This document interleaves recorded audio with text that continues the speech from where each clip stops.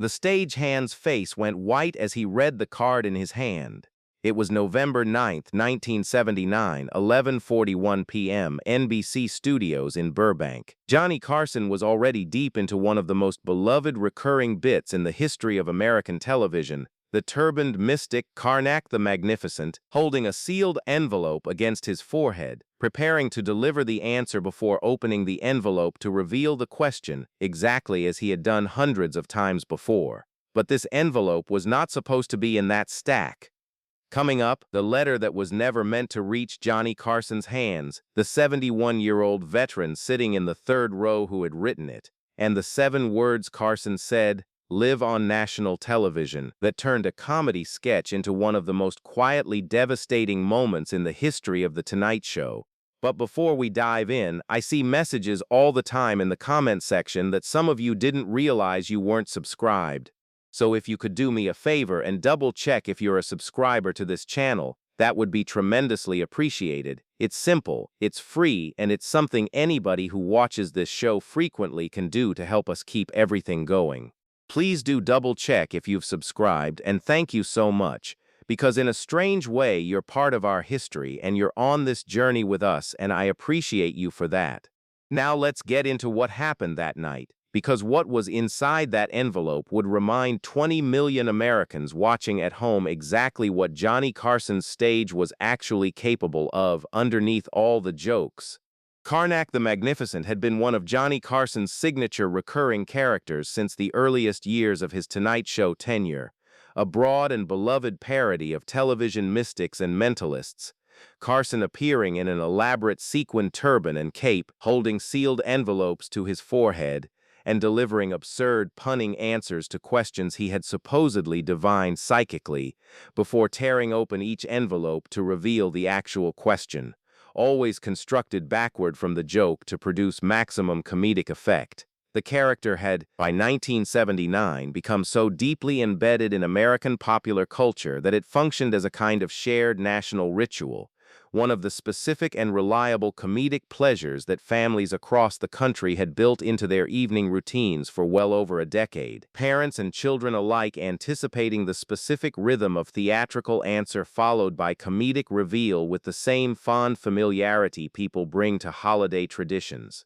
Carson himself took genuine pride in the character's construction, reportedly working closely with his writing staff to ensure the joke pairings met his own exacting standard for wordplay, understanding, with the specific instinct that made him the most successful entertainer of his generation, that the segment's reliability was precisely what made it beloved. Audiences did not tune in wondering whether Carnac would be funny. They tuned in already certain of it, secure in a ritual they trusted completely, which is precisely what made the events of November 9th, 1979 so genuinely disorienting when they occurred. A rupture in one of the most dependable comedic structures in American television, occurring without warning, in front of millions of people who had never once seen that particular rhythm interrupted in over a decade of the segment's existence. The bit worked because of its specific and reliable structure. Ed McMahon would announce that the envelopes had been hermetically sealed and kept in a mayonnaise jar on Funk and Wagnall's porch since noon that day, a nonsensical piece of ritual comedy that audiences had come to know by heart. Carson, in character as Carnac, would deliver each punchline with theatrical gravity, wait for the laugh, and then open the envelope with exaggerated ceremony to reveal the question, which typically produced a second, larger laugh once audiences understood the specific wordplay that had generated the joke.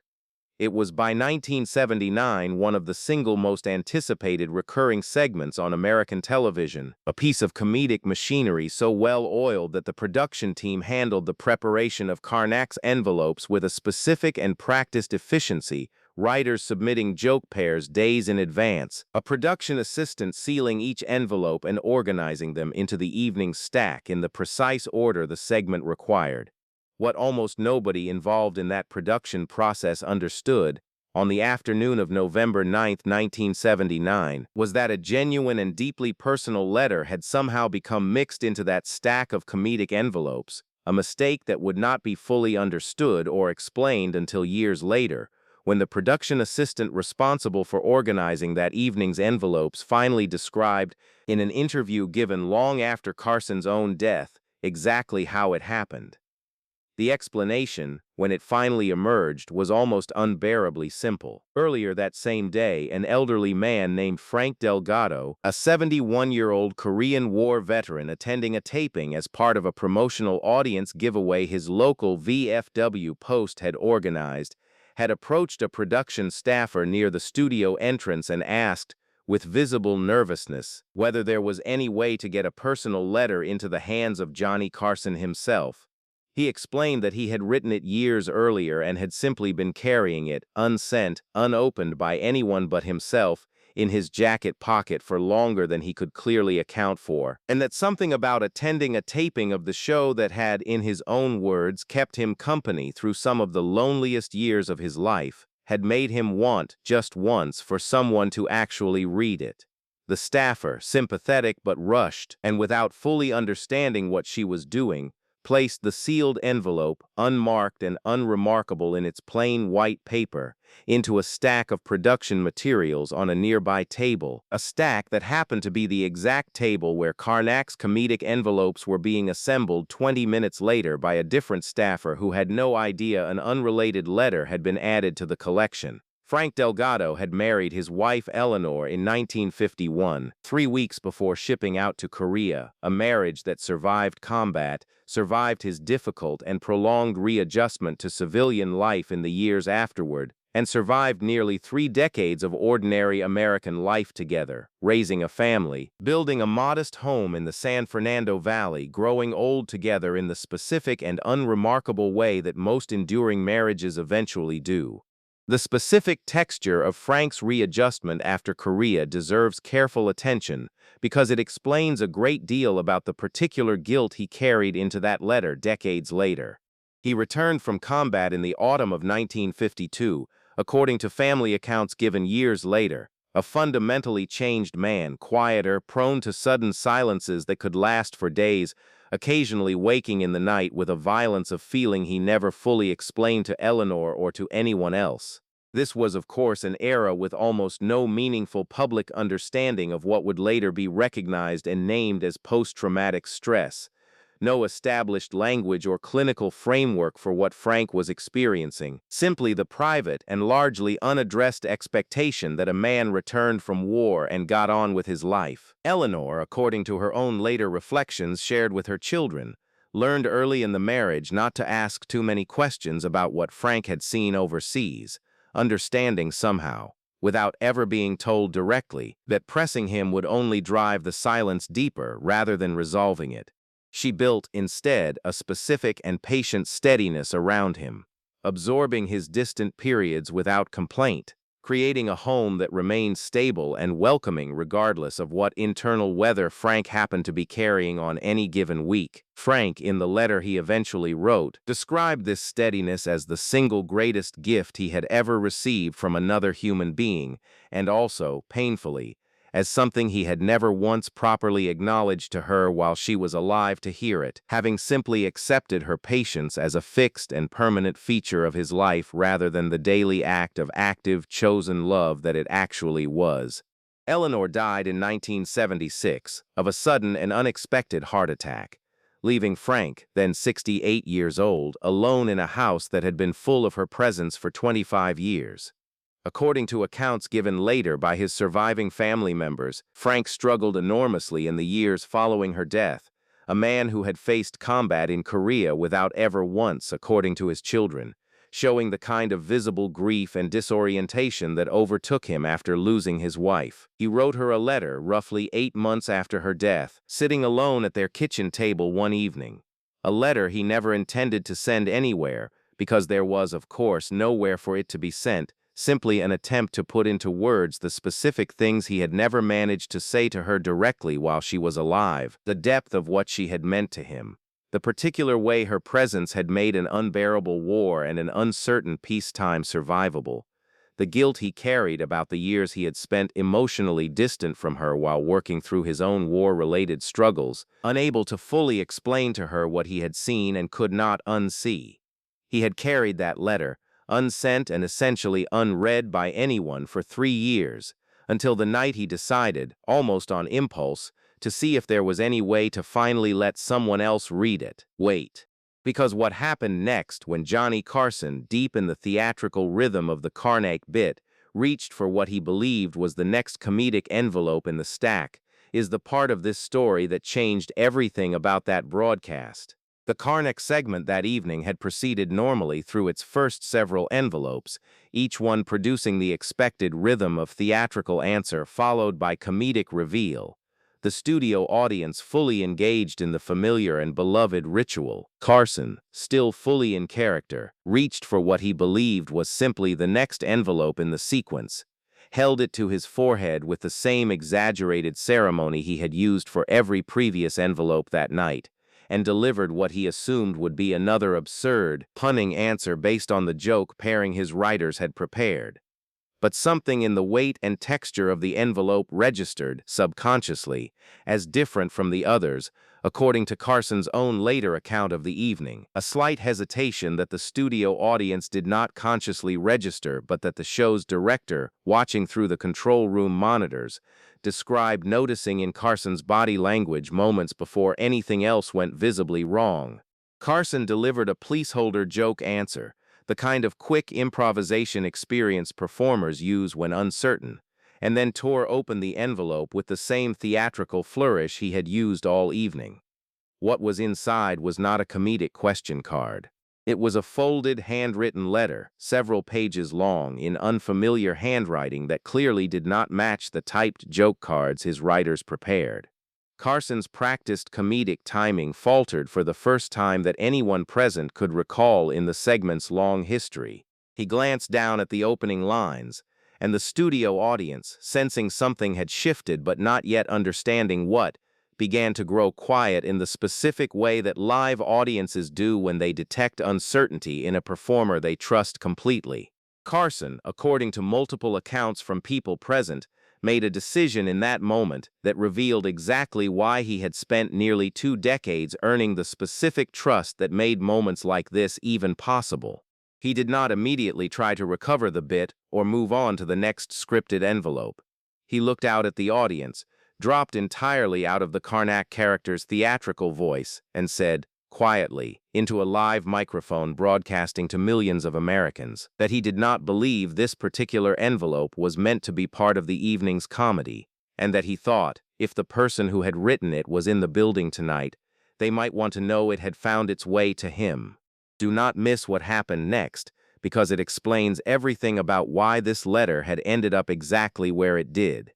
The specific circumstances of how Frank came to be in that audience at all deserve attention, because they reveal how close this entire moment came to never happening. His local VFW post in the San Fernando Valley had organized a group outing to a Tonight Show taping as a modest social event for its members, the kind of small community gathering that veterans organizations frequently arrange during this period, offering isolated or lonely members an evening's diversion outside their usual routines. Frank had nearly declined the invitation. According to his daughter, he had spent most of the 3 years since Eleanor's death declining almost every social invitation extended to him, preferring the quiet and unchallenging solitude of his own home to the effort required for social engagement. He had agreed to attend the taping only after considerable encouragement from a fellow veteran at the post, a man who had noticed Frank's increasing isolation and had made something of a personal project of pulling him back into occasional community activities.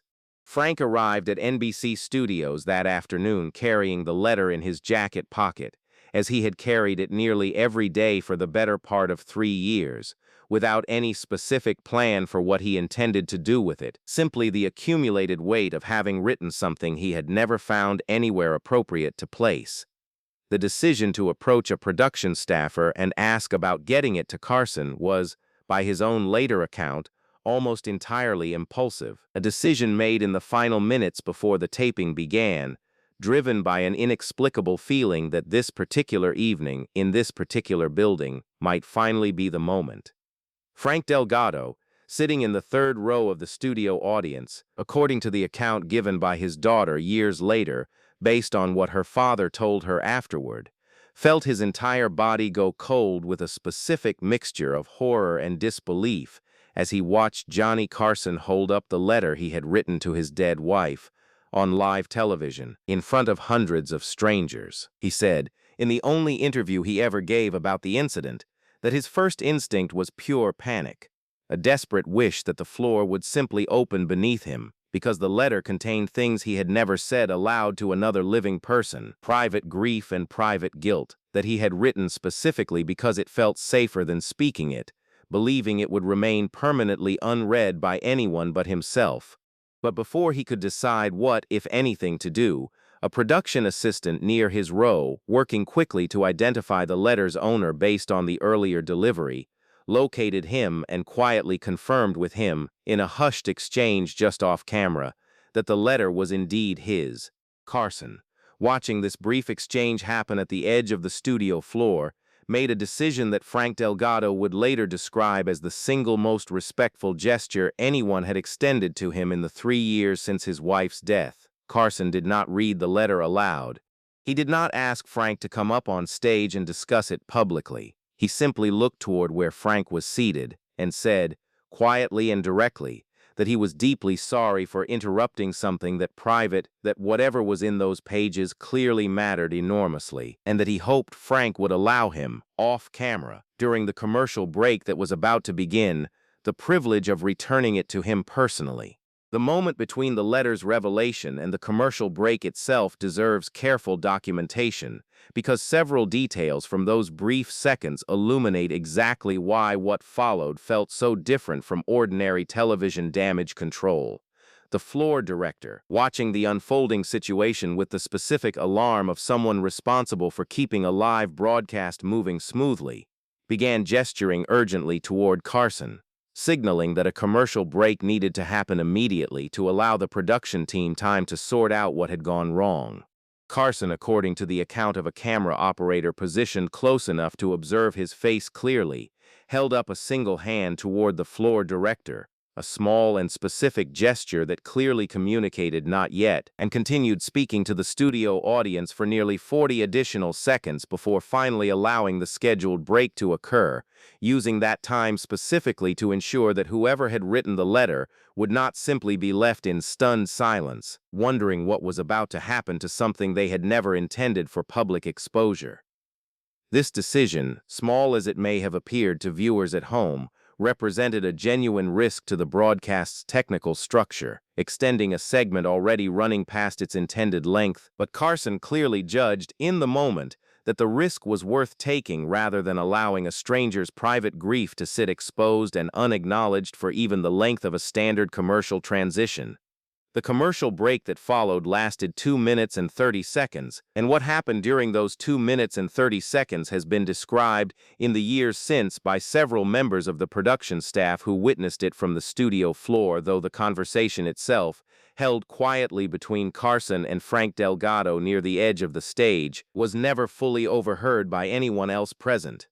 What is known, from Frank's own later account, is that Johnny Carson walked directly to where he was seated, still in his full Carnac costume, sequined turban slightly askew from the evening's performance, and knelt down beside his seat so that their conversation could happen at eye level rather than with Carson standing over him. Carson handed the letter back to him personally, apologized again for the accidental exposure, and then, according to Frank's account, asked him a single quiet question that Frank said he had never forgotten for the remainder of his own life. Carson asked him whether Eleanor had known, before she died, exactly how much she had meant to him.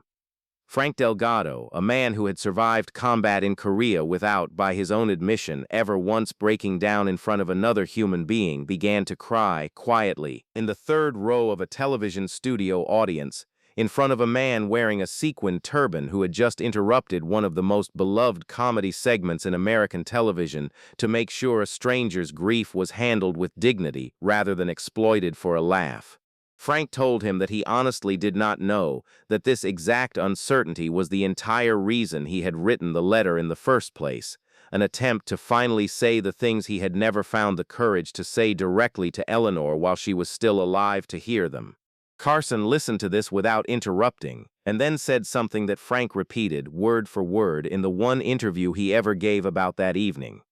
Carson told him that in his own experience, having lost people he loved and carried his own share of unspoken regret, the people we love almost always know considerably more than we give them credit for knowing. That love has a way of communicating itself through 1,000 small, unspoken gestures long before it ever finds its way into words, and that the fact Frank had finally written it down, even if it had taken him 3 years, and even if it had reached the wrong hands entirely by accident, meant that some part of him had never stopped trying to say it.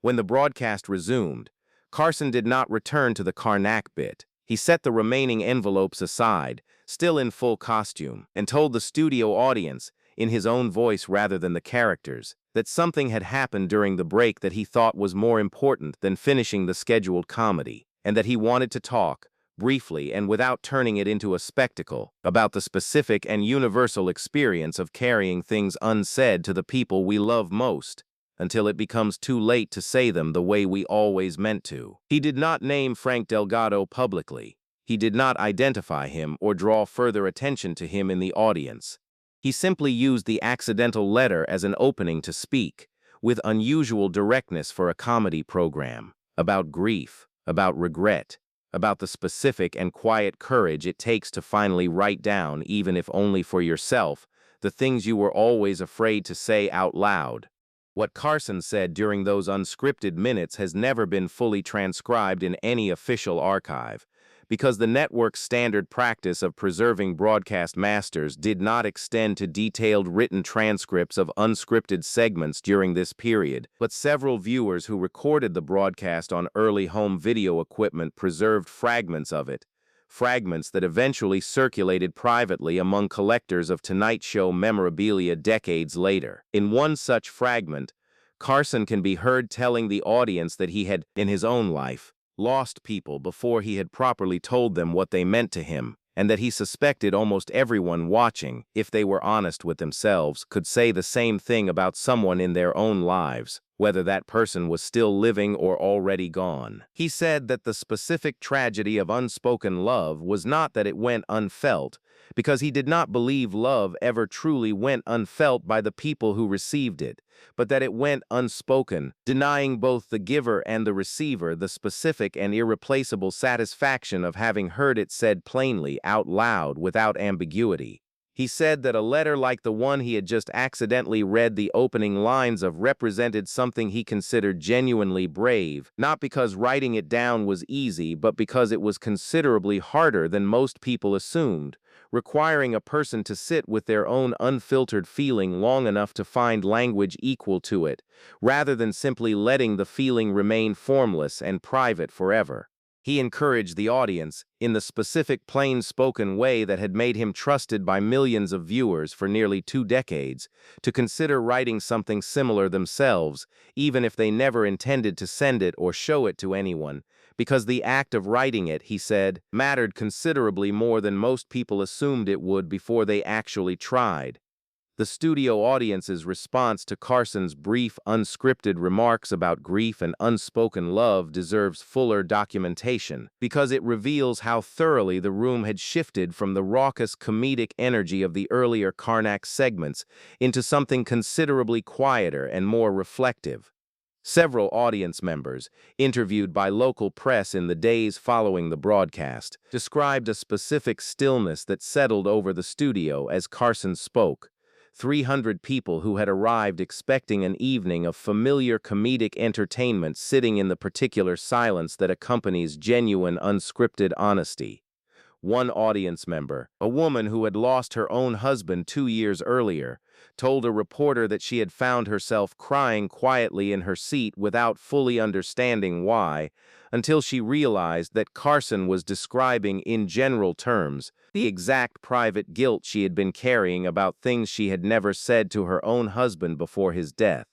Ed McMahon, seated beside Carson throughout the entire sequence, later described it as one of the only moments in his many years working alongside Carson when he genuinely did not know what his old friend was going to say next, a rare and specific uncertainty that he said made the moment feel entirely different from the show's usual comfortable, well-rehearsed rhythm. The broadcast ran several minutes over its scheduled time that evening. NBC's switchboard, according to production staff who monitored it, received a noticeably higher volume of calls than usual in the hours following, viewers writing and calling in to say that watching Johnny Carson step so completely and so gently out of a beloved comedy character in order to protect a stranger's private grief had moved them in ways they had not expected from an evening of television that began as ordinary entertainment. The production team's handling of the incident in the days immediately following the broadcast reveals something about how seriously NBC itself took what had happened. According to the production assistant who eventually pieced together the full sequence of the mistake years later, network executives held an internal meeting the following week specifically to review how a personal item had ended up mixed into production materials, not out of any punitive intent toward the staffer involved, who was widely regarded as having acted with sympathy rather than carelessness, but out of a genuine institutional concern about the privacy and dignity of audience members attending future tapings. New procedures were quietly implemented in the months that followed, small adjustments to how audience-submitted items were separated from production materials, changes that persisted for years afterward without ever being publicly explained or connected, in any official capacity, to the specific incident that had prompted them. Carson himself, according to a brief comment he made in an interview conducted several years later when a journalist asked generally about memorable unscripted moments from his career, declined to discuss the specific details of that November evening, saying only that some of the most meaningful things that happened on his stage were not things that belonged in an interview, and that he preferred to let the people involved carry those moments privately rather than having them repeatedly excavated for public consumption. This reticence, consistent with the same instinct that had led him to protect Frank Delgado's privacy in the moment itself, meant that the full story remained essentially unknown to the general public for decades, surfacing only gradually through the scattered accounts of production staff and Frank's own family after enough time had passed that sharing it felt like an act of tribute rather than exposure. Frank Delgado kept the letter for the remainder of his own life, though he made one significant change to it after that night.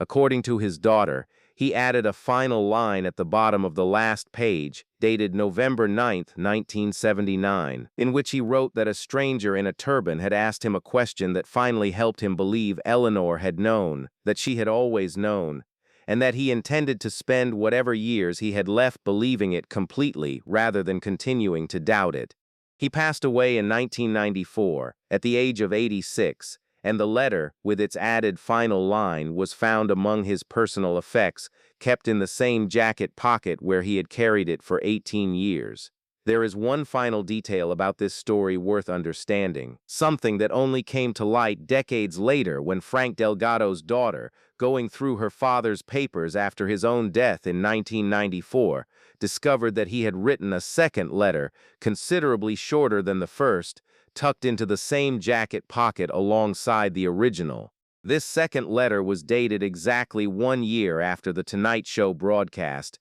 November 9, 1980, and was addressed not to Eleanor but to Johnny Carson directly, though it had apparently never been sent. In it, Frank thanked Carson for the specific kindness he had shown that night, and described how the conversation during that commercial break had changed something fundamental in how he approached the remaining years of his own life. He wrote that he had begun in the year since talking more openly with his own children about their mother, sharing memories and stories he had previously kept entirely private, understanding finally that Eleanor's memory deserved to be spoken about rather than simply carried in silence. He wrote that he had visited her grave every single week since that broadcast, something he admitted he had done only sporadically in the 3 years before it, and that he now spoke to her out loud during those visits, telling her the things the letter had said, no longer needing paper to hold the words because he had finally found the courage to say them directly. He closed the unsent letter to Carson with a single line that his daughter said she read over and over after finding it, a line that captured, more completely than anything else discovered among his papers, exactly what that accidental envelope had ultimately given him. He wrote, "You gave me back the second half of a conversation I thought I'd lost forever." If this story moved you tonight, I want you to think about the person in your own life who you have never quite told, in the way you always meant to, exactly what they mean to you. You do not need a mixed-up envelope and a national television audience to finally say it.